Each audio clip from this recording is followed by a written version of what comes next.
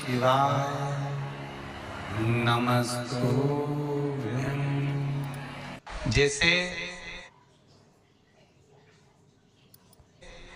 सूर्य नारायण भगवान को स्टील के लोटे से या चांदी के लोटे से या पीतल के लोटे से या प्लास्टिक के लोटे से या कांच के बर्तन से जल चढ़ाने से आयु क्षीण होती है। क्या समाप्त होती है? आयु। और सूर्य नारायण भगवान को अगर तांबे के लोटे से जल दिया जाता है तो आयु की वृद्धि होती है, और दिन भर में अगर कोई काम अटकने वाला है तो वो काम का रास्ता खुल जाता है और शरीर की बीमारी समाप्त हो जाती है। शरीर की बीमारी समाप्त हो जाती है। अब एक बात सावधानी से सुनिएगा।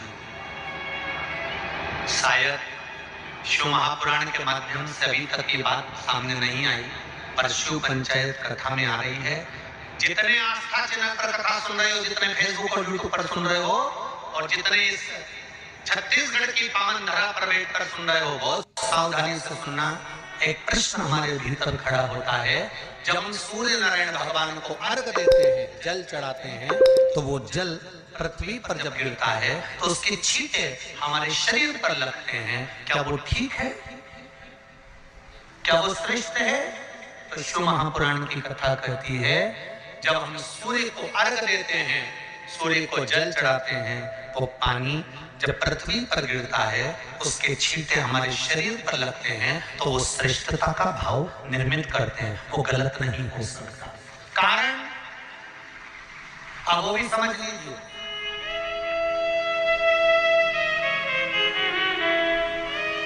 अब सूर्य नारायण भगवान को आप जल चढ़ा रहे हो तो छींटे नहीं लगे, उसके लिए क्या स्टूल पे चढ़ के चढ़ाओगे कि कुर्सी पे चढ़ के चढ़ाओगे?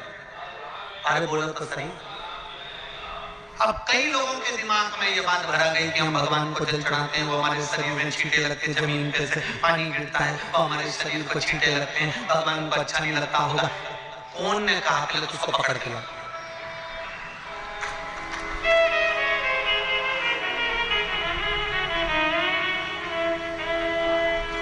क्योंकि मेरे राम जी महाराज, मेरे भगवान कृष्ण, बड़े बड़े संत, साधु, सन्यासी, तपस्वी, साधक, उपासक जितने भी हुए, जिन्होंने सूर्य की आराधना करी, इन्होंने टेबल पे चढ़कर या कुर्सी पे चढ़कर जल नहीं चढ़ाया। इन्होंने पृथ्वी पर खड़े होकर ही, क्योंकि पृथ्वी तत्व के देव हैं शिव।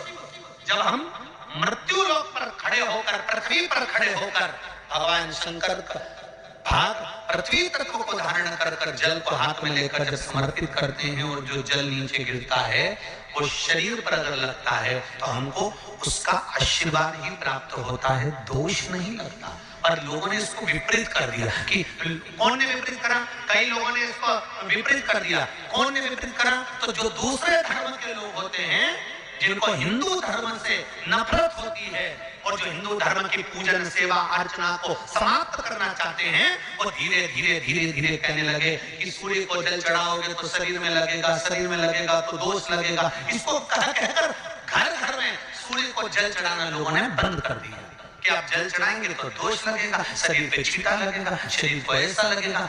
ये दोष नहीं है। कितनी सुंदर बात है महाराज। सूर्य नारायण भगवान को जब जल चढ़ाया जाता है, हाथ सिर से 8 इंच की दूरी पर होना चाहिए। जम के बोलिए, सिर से कितना ऊंचा होना चाहिए?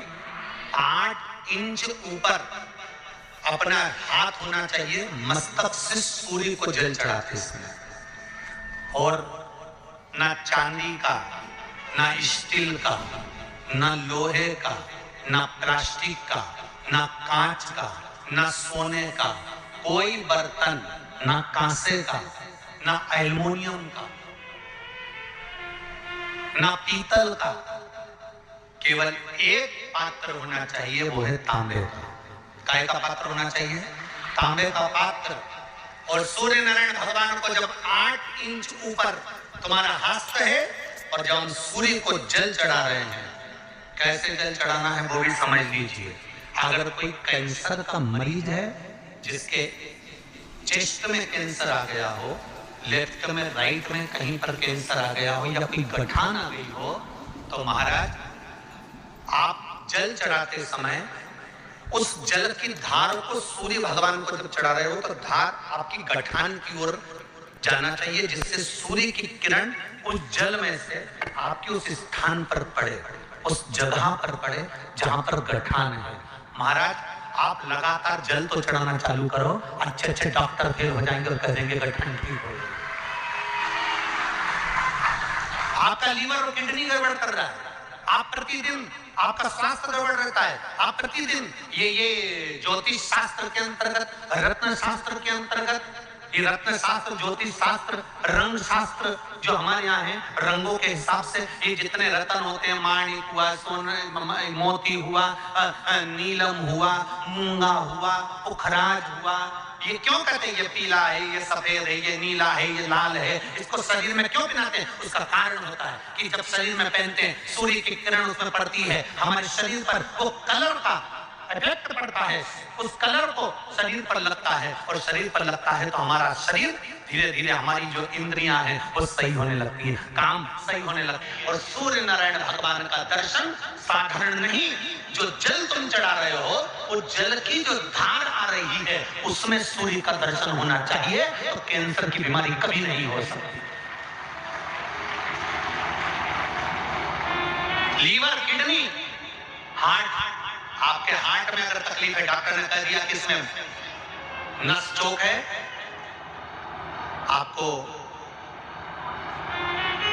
कहीं ना कहीं छल्ला डलेगा, आपको कह दिया इसमें कुछ ना कुछ प्रॉब्लम आ रही है, आप सूर्य को अर्घ देना चालू कर दो, सूर्य को जल चढ़ाना चालू कर दीजिए। आप सूर्य को जल चढ़ाओ, वो जल की जो तरंग आ रही है, वो जल जो निकल कर जा रहा है, उसकी जो किरण आपके हृदय पर, आपकी छाती पर पड़ रही है, नाड़ियों में पड़ रही है, नसों में पड़ रही है, उसका बल देखो तो सही। 1 महीना लगातार चढ़ाओ तो 15 दिन 20 दिन कर तो देखो। क्यों राम जी महाराज जल चढ़ाते थे, क्यों भगवान कृष्ण जल चढ़ाते थे सूर्य को, क्यों दशरथ जी महाराज जल चढ़ाते थे, क्यों कश्यप ऋषि जल चढ़ाते थे सूर्य को, सारे 33 कोटि देवता, सारे ऋषिवर, साधु संत सन्यासी तपस्वी साधक उपासक सब भगवान सूर्य को अर्घ दिया करते थे। क्यों देते थे, किस लिए?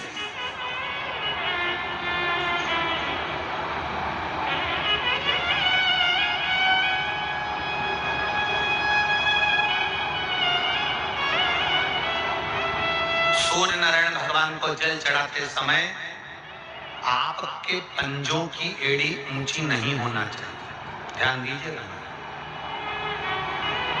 आपका पंजा पांव का पूरा की पूरा जमा होना चाहिए भूमि पर।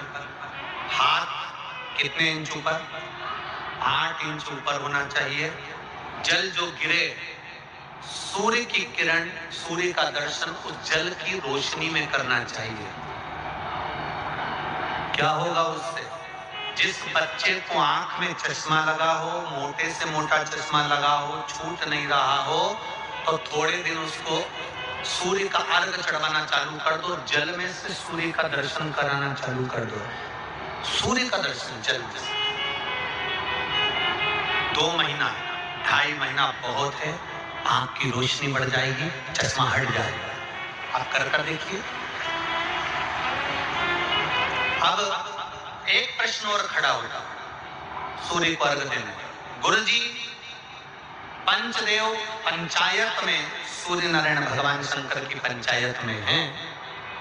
सूर्य नारायण को हम फ्लैट में रहते हैं, हम फ्लैट के अंदर रहते हैं, तो हम फ्लैट में रहते हैं, हमारे यहाँ अगर छज्जा नहीं है, हमारे यहाँ जगह नहीं है, तो हम सूर्य को अर्घ कैसे दें? तो महाराज खिड़की तो होगी, अगर घर में प्लेट में पानी ढुलेगा और आप तो नहीं समेट सकते तो एक बाल्टी रख लो, एक पात्र रख लो, और सूर्य नारायण भगवान को अर्घ देकर रोशनी शरीर पर पड़ना चाहिए। जिंदगी में कभी कोई बड़ी बीमारी नहीं आ सकती। कितने लोग देते हैं सूर्य को अर्घ? हाथ उठाओ। बहुत बढ़िया, बहुत जोरदार। पुरुष लोग भी देते हैं ना, चाहे बच्चे से बच्चा, बच्चों के हाथ में भी एक लोटा पानी पकड़ा।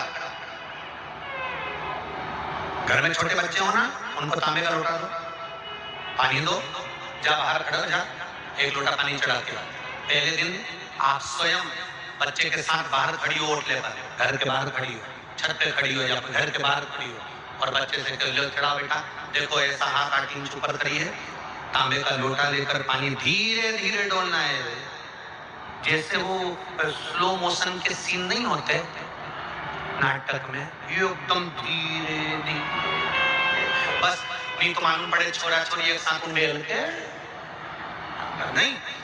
जल चढ़ाते समय उस पानी में से सूर्य की किरण पड़ना चाहिए, सूर्य की।